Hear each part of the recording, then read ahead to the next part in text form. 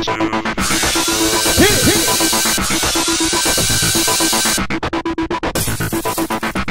everybody, welcome to another episode recap of Top Chef. Last time, Zoe went home because of her unseasoned mushroom. It's time for the Quickfire. Yeah. So, Padma announced that the guest chef would be Koren Grieveson, The head chef of Avec. Nice.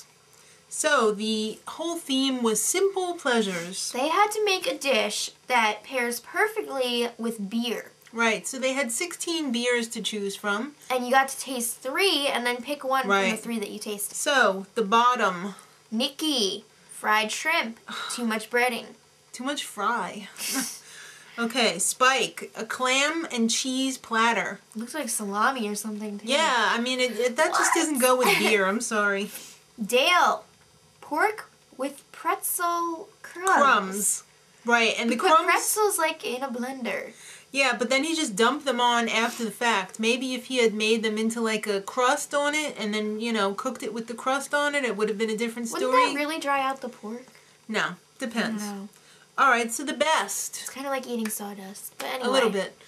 The best was Richard with his simple tuna sandwich. Oh. Looked very nice. Yeah. Stephanie, mussels. Spicy mussels. Mm-hmm. And Jennifer, who was fired up because her girlfriend got kicked off last week, made some beignets with shrimp and scallops. So she was the winner. Hooray. Now she has immunity for this That's elimination right. challenge. So she can hang back a little bit, but don't expect her to. So the elimination challenge. We're going to see the Bears. The Bears. At Soldier Stadium. Yeah. But you ain't going to the game. No, you're going to cook for the tailgating party. In the parking lot. Mm-hmm. So yeah, the fans will decide who the top 3 and bottom 3 are with their comment cards. Yes, nice they had touch. 30 minutes and $350 to shop, and they would be cooking for 80 people. 80 people. They have 2 hours to prep and pack. Pack it up in your Gladware. That's right, and then the next day you gotta go cook it for the fans of the Bears.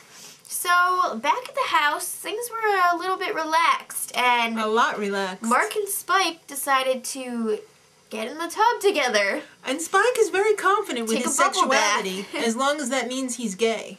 So, they were getting a little too weird. Yeah, it was weird. It was very weird. So okay, so... At the challenge, they had a choice of a gas grill or a charcoal grill. So Mark was the only one that went old school with the charcoal. That's right. Well, the judges are Gail, a.k.a. Puffy, Paul Kahn, Tom Colicchio, and Padma. Yeah. Paul Kahn is the owner of Avec. And another restaurant. Right. That's right, Blackberry or something like that. Or Blackbird. Blackbird. Alright, so Stephanie up first with her pork tenderloin with bacon, potato, and pear salad, and a rosemary vinaigrette on the top. Yes. This seemed to be a big favorite with the fans. Who doesn't like pork in Chicago? You can't go wrong with it. So then Dale went for the baby back ribs. Marinated. Hey, you cannot go wrong with baby back ribs. I can't read. Well, he had baby back ribs, and they were marinated in tandoori with a potato salad of raisins and mango. Yeah. And, you know, it was a little spicy, but he had the sweetness in there from the fruit with the potato salad, and that seemed to be a big hit, too. You know what? He was really excited because he was born and raised in Chicago, and he's been a Bears fan for his whole life. He's a huge Bears fan. And then there's these, like, the retired refrigerator players. William Perry showed up. What? I mean, that's like a dream. Yo, do the Super Bowl shuffle. So, So, Spike was up next with his jicama pineapple slaw with lime dressing and spiced chicken wings. Ooh, I didn't hear too much about those. They didn't really you know, they probably show a lot. were just like, wow, I'm kind of bored. You know, yeah. They probably chicken eat that wings. all the time. Yeah. So then Antonia, jerk chicken sandwich. Yes, with pickled onion, banana, and pineapple. You're a hog. I'm sorry. But I believe she put the banana and pineapple on the side. Right. And Tom was like, whoa, it was good on the sandwich. Right. Well, she was like, I just didn't want it to be a sandwich. And he was like, yo. It's got to be this portable. Is a tailgate party. Right. So that seemed to be a big hit, too. Yeah. They like spicy. Mm-hmm. So then Ryan, this dude, had about 5 courses. He made a bread salad with marinated chicken, and then for dessert, poached pear. And a little brandy drink. Cocoa? Brandy cocoa. What? It was for the adults only, please. Yeah, that kind of, I don't know. Even if it was done right, that's not really tailgating food. No, it was like California tailgating food. Pinkies up. So, yeah, a lot of people weren't very thrilled by that because it wasn't exactly in the spirit of the football game. But he was working the crowd. Give him that. I gotta give him that. He can work a crowd. Mm-hmm. So then Andrew, my favorite F-nut. He was wearing this football helmet and it was stuck too small. on him. He made a glazed shrimp with potato parsnip puree and a bacon and apple chutney. Mm. They didn't talk too much about him, so I'm thinking he's going to be in the middle. Middle of the road. Yeah, not great, not crap. So, Nikki, girl, you got to make your own sausage. She made sausage and pepper, whatever those sandwiches. things are. You know. Heroes. Yeah, heroes. You don't try and force off sausage from the store to the people who come from the land of sausage. Sausage is like a demigod to them. And then she was like, well, if they don't like sausage, I'll make grilled shrimp too. But it didn't connect with the rest of the dish. No. And by the time the judges got there, she ran out of pepper and onions. Right. That was pretty poor planning. Yeah, Triple peppers P's. and onions. Piss poor planning. Not good. No. So, Lisa made a skirt steak. Mm-hmm. And she also had a corn cake and salsa verde. I was getting nervous for the skirt steak because I remember she had made that before and it was tough and hard to eat. So I was thinking it wasn't going to be good, but people seemed to enjoy it. Mm-hmm. So, Jen. In honor of Zoe. Yes, because Zoe is Greek, if you didn't know. She made a chicken souvlaki with tzatziki sauce and cucumber and a quinoa tabbouleh. Okay. Typical Middle Eastern type, you know. Yeah. Very good. I would have probably, that would have been my favorite, but they didn't seem to be either thrilled or unthrilled by it. So. I've never had souvlaki with not lamb, so I don't know. Right, so Richard made a pate melt. Mm-hmm. And that was basically a cheeseburger. A cheeseburger delish. meatloaf. Yeah, with like 3 or 4 different kinds of meat in it. Yeah. Nice. It's like a sausage cheeseburger. Mm. Nice.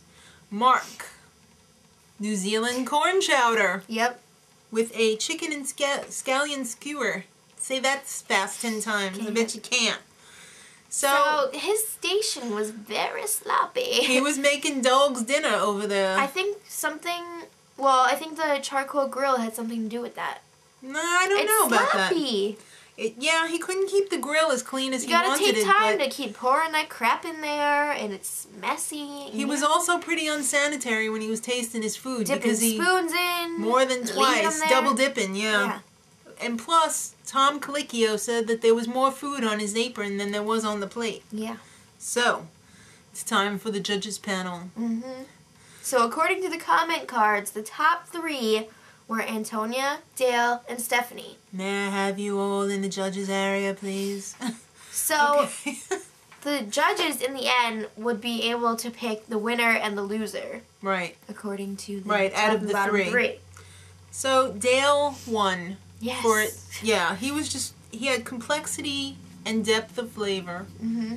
So, it was damn tasty. That's all you he won need to know. a Top Chef Bears jersey. That was pretty good. I would have been happy with that, but also a Weber gas grill. Which he used in the challenge. Right. And that was a pretty monster grill. It was huge. But he also had the unfortunate task of calling in the bottom 3. So the bottom 3 were Mark, Nikki, and Ryan. That's right. Mark was sloppy. Yeah. That's, the texture was wrong. It was gritty. He should have strained it, but he didn't want to. And he said that to Tom. Big no-no. Yeah. Nikki, you didn't make your sausage, and you ran out. Even when you had the sausage, they weren't liking it. No. I mean, it was store-bought sausage. How exciting could that be? I could have made that in my backyard in 5 minutes. Ryan, did you really need dessert? It was totally inappropriate. Yeah, it didn't fit. You know? I guess he wanted to cover all of his bases. You know, if people didn't like the food, well, then at least there was dessert, and you know, there was something for everyone, right? Or not, or nothing for anyone. So in the end, they didn't appreciate Ryan's pear dessert. You're gonna need to pack your knives and go. Yep. I know. I liked him. He was the little chef prodigy that started in his daddy's restaurant when he was 11 years old and beat out some of the hired chefs. Yes. So, sorry to see you go, Ryan. But next week, we're going to see Second City Improv. What? And the chefs are going to have to get on stage. Pastry desserts. Scary. That's even scarier than improv. That's right. Unless you're a pastry chef, pastry is very scary. Some of those look pretty good, though. I was like drooling. Looks and tastes are two different things, Maddie. I know. Till next week. Much love.